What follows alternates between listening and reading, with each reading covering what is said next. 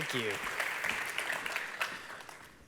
So, what started here at this great university between just the two of us has now become a company that employs almost 2,000 people, is worth over $500 million, and we have raised over $100 million in funding from investors.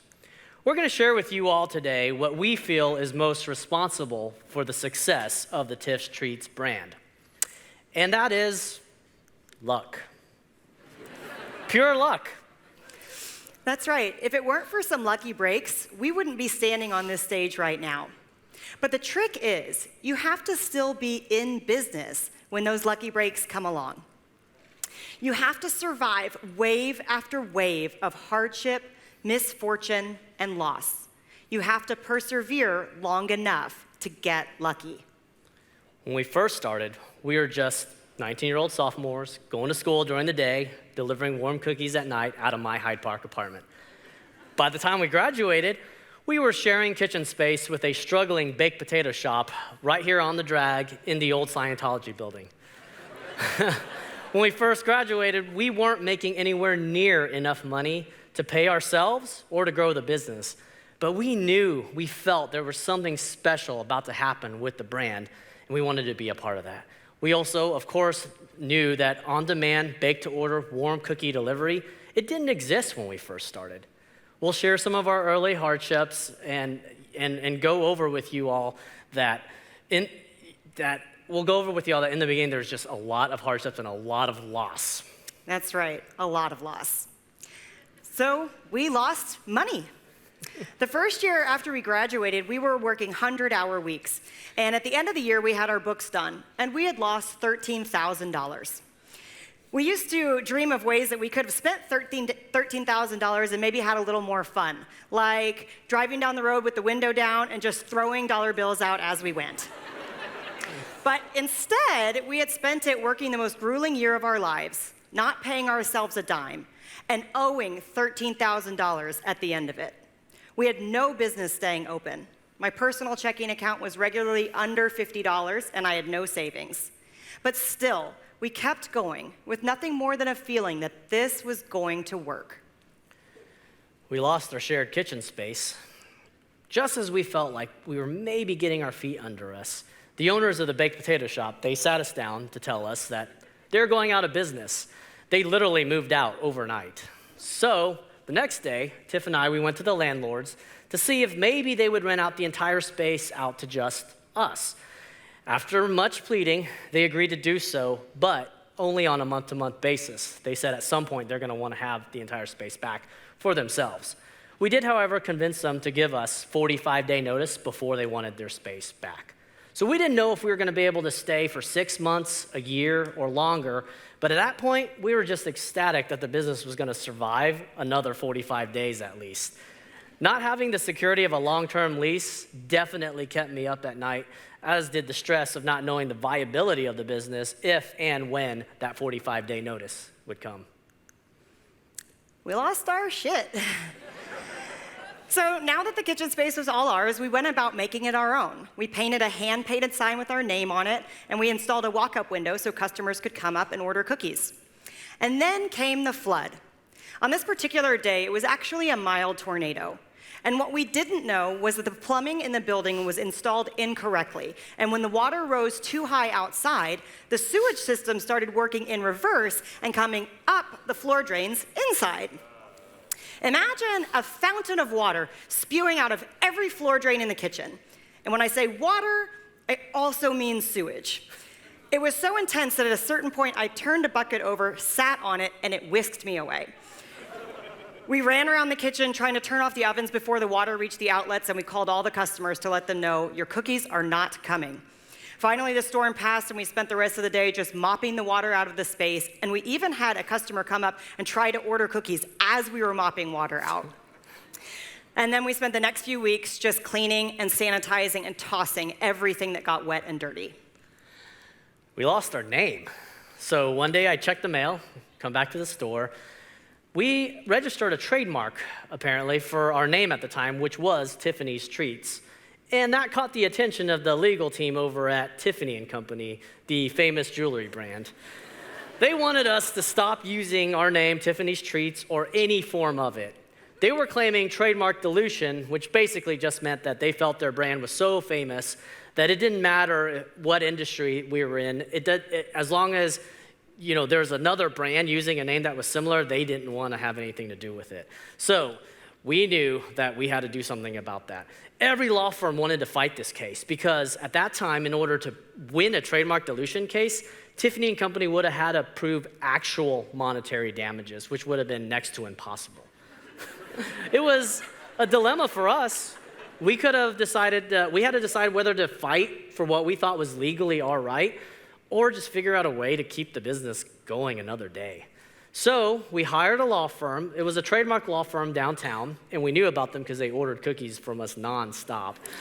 And in that law firm was an attorney who wasn't out there just to make a name for herself by taking this case directly to court. But even settling with Tiffany and Company was really stressful because it was going to cost us time and money that we didn't have.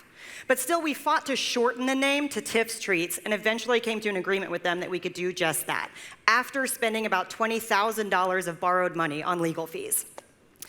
But ultimately, we liked the name better. It was shorter and easier to say. And a funny aside about this, the whole legal situation actually changed my name.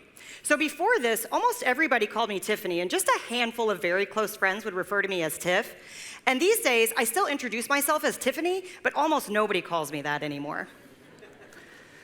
We lost our location just when we were finalizing all the legal issues, literally changing the name on our sign.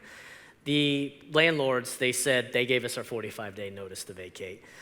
The Scientologists, they wanted their space back, and they needed us out. We knew this was coming. So the year before, we hired a real estate agent, and we went everywhere looking for a space that might be suitable for us to move into. We quickly realized there weren't very many suitable, and even if we found a place, the chances that a landlord would rent to two struggling kids in the financial situation we were in, well, it wasn't good. And so this was really time to panic. Even if we had options, 45-day notice to be able to find a location, to permit it, to build a commercial kitchen, that was nearly impossible. That process would take us today 9 months to a year. At this point, we thought the business was probably going to fail. But then we started getting lucky. We stumbled upon a 1940s home near campus and thought maybe we could renovate this into a kitchen and a storefront.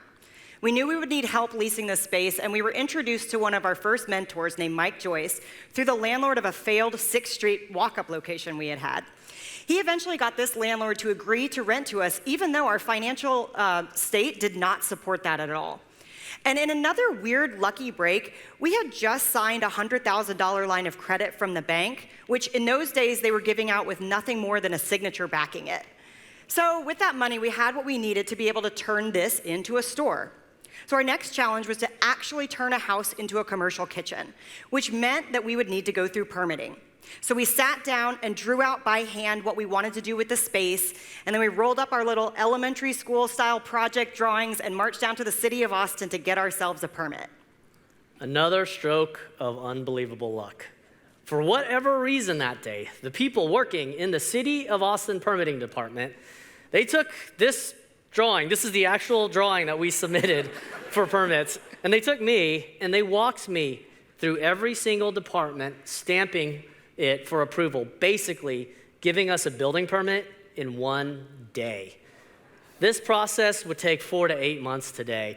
I don't know why to this day they took pity on me. They probably saw the desperation in my eyes, or they took one look at me and thought, there's no way he's gonna pull this off, so they're gonna do it anyway. But for whatever reason they did, and those people changed everything for us. They made something that was impossible possible. Because of this, we were able to build so quickly, we just had to close down for 1 day in between moving. And moving to this new location, being forced to move to this new location, actually ended up being the best thing for us. This location was closer to downtown while still being within walking distance to campus. And by being closer to downtown, that enabled us to be closer to the corporate clientele that was growing for us. This location had much better visibility, and it had a parking lot. Within a year, things started to turn, and the brand really started to grow. And then a few years later, we got ourselves into a little pickle. We signed a lease for a North Austin location with absolutely no way to pay for it. We had assumed that the banks would continue to loan us money because that's what we had done in the past. But things were different now, and banks were no longer lending money for things like this. Without money for the lease and construction that we were already on the hook for, once again, we were at risk of going out of business. But then we got lucky. Our accountant knew somebody who was looking to make investments in business, and she encouraged us to sit down and have lunch with him. After one lunch meeting, he agreed to invest $1.2 million into our business without ever even going to look at a store. We learned later that this is not how investment meetings usually go. But we lucked out, meeting just the right person just when we needed him most. And that investment was the springboard to our growth and is largely responsible for where we are today. But we wouldn't have had any of this luck if we hadn't fought and clawed to stay in business along the way. So while the secret to success may be luck, the only way to get lucky is to persevere. It will be hard, and it will be daunting, and you will fail, and you will fail again. But fight for what you want, and if you think you're onto something, keep it going until that next lucky moment. I think of it like surfing. You're out there, you're treading water, you're waiting for that wave to come. You have to be patient because the wave will come, it always does. Your job is to stay afloat long enough until it arrives, and when it does, you gotta catch it. You see, it's not just those lucky moments that determine whether or not you're a success. It's what you're willing and able to do in between those moments while you're waiting to catch your lucky breaks. Thank you so much for having us. Hook 'em. Hook 'em.